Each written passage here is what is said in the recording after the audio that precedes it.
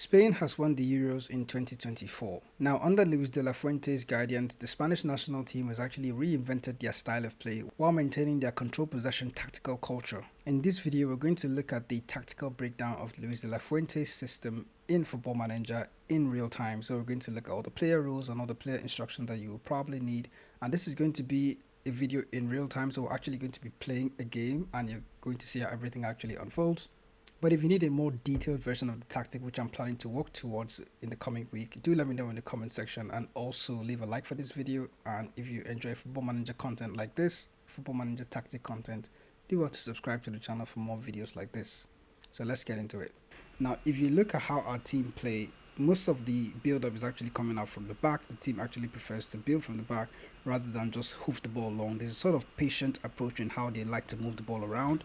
And if I go ahead and pause the game here, you notice that my DLP, which normally would be Rodri in this role, is sort of closer to the other centre backs, and then the wide playmaker, and then the wide fullback is here. Now De La Fuente tries to allow his fullbacks to actually stay high and wide. The objective is to actually stretch the opponent as wide as possible so you can exploit the middle and have a numerical superiority in the middle.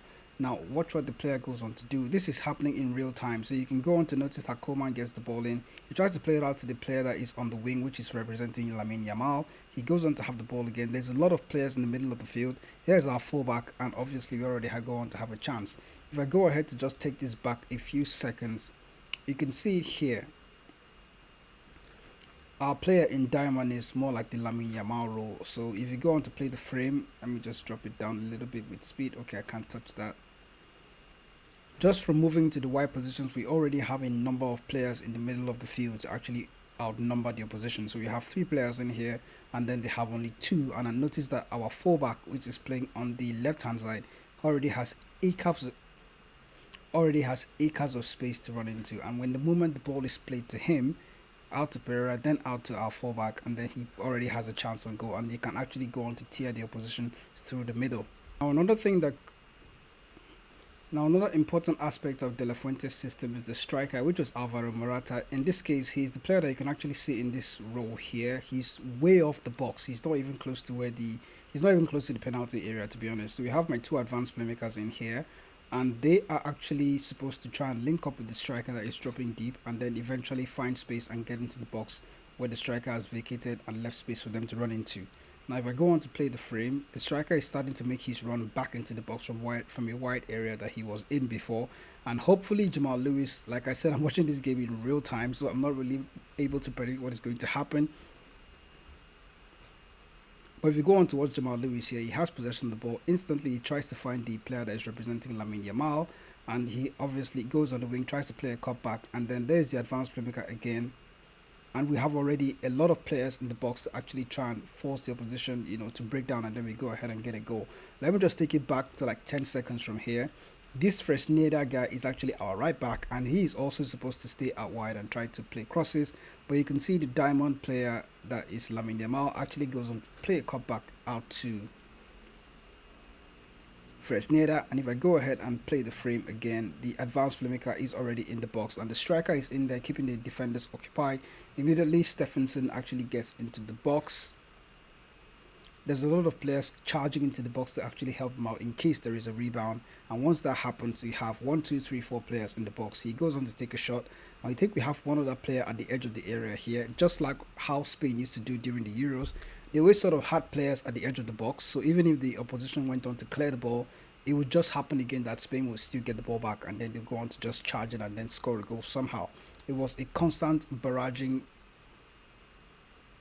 pressure on the opposition's defense. Now, I could keep going on with this game, but it's Celtic. I do expect that we're going to beat Celtic, even though my Man City team is not as good as they used to be. I still have to rebuild the team coming from Monaco that I was. But let me just walk you through the tactics so we don't actually spend too much time. So if I go back to the tactics now, this is Luis De La Fuente's system. I opted for a super keeper on support duty. That's the Unai Simon role. He's obviously going to play out from the back because the team plays on that possession-based style of play. They like to play out from the back. For fullbacks, you expect the fullbacks to be high and wide, and in this sense, I didn't actually add any instructions for them, but they will be staying high and wide because of the way the team instructions are set up. You have 1 ball-playing defender, 1 central defender, and then the Rodri role is taken by Rico Lewis. Now Rico Lewis is a senior citizen, to be honest, in my team. He's already 32, but he's actually very capable of playing in this role.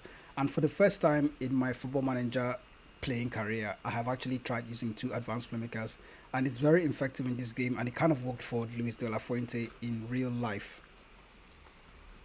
Now, because of the way Spain like to play, I was wondering how I would try to use one advanced playmaker and maybe a Metala or a box-to-box midfielder, but the Spanish players have a player profile that sort of represents an advanced playmaker, so it was difficult to actually put a different role in there. I tested the box-to-box. I didn't really like what he was doing because they didn't give me the role in the positions that I wanted them to be, so opting for an advanced playmaker and another advanced playmaker, slightly more on attack, actually sort of worked out for us. Now, we've spoken very little about how the team operates in the defensive phase. Now, what we see here is Man City under pressure. For the corner, I actually had two fullbacks standing guard here, or a centre back on another centre back. Usually two fullbacks because I want my centre backs in the box. What will happen is Spain would obviously try to win the ball back as early as possible when the opposition are in their own territory.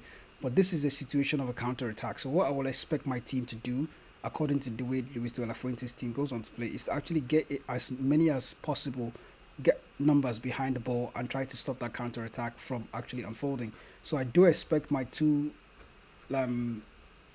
players that I would like to call the last line of defense, they will try to track back. They won't try to engage the opposition. As you can see, they'll try to just cover that space and then force them.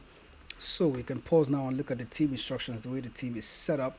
If you look at the out of possession instruction, I've actually asked them to go out wide, but we're using a more often trigger press, not the extremely urgent trigger press. So the more often is what is going to actually allow your team to step back into their shape and try to calculate how often they will press the opposition. So in that situation where there is a counter attack, my two center backs or two fullbacks, whichever players were in that center of the field to try and block the opposition's counter, they did actually go ahead and engage. It was possible for them to actually shift back a bit and allow other players that are coming back from the counter attack to actually get into cover as well. So that's sort of how it works out for this system. In transition, there is the counter pressing and counter instruction turned on. Hopefully we're going to get a frame that will show us that, but I don't want the video to get too long. Like I mentioned, the goalkeeper is going to play out to the center backs. That's how they're going to build up.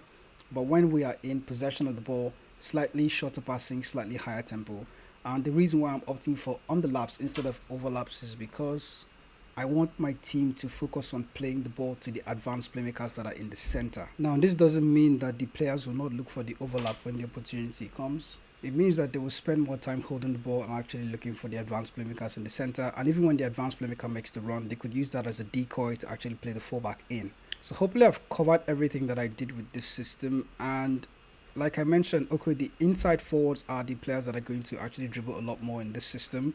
I wanted to use two inverted wingers on support DT, but then my player Diamond he's a very right-footed player, and as much as I've tried to train him to be a left-footed player, he's only as good as reasonable.